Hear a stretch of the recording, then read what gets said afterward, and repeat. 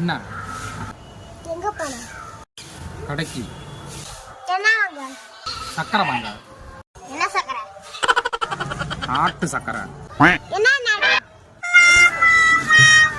தமிழ்நாடு. போதுமா? என்ன தமிழ? உனக்கு என்ன பிரச்சனை? வாங்க. கறி கறியா முட்டை வேணும்டா. ஆர்ப்பாட்டம் பண்ணுது. ஏ தகப்பா அண்ணே வைக்கிறேன்னா உனக்கு பெரிய அப்பா. அம்மா அப்பா கூட ஒரு பொண்ணு வண்டியில வந்துச்சுமா, நான் பார்த்தம்மா.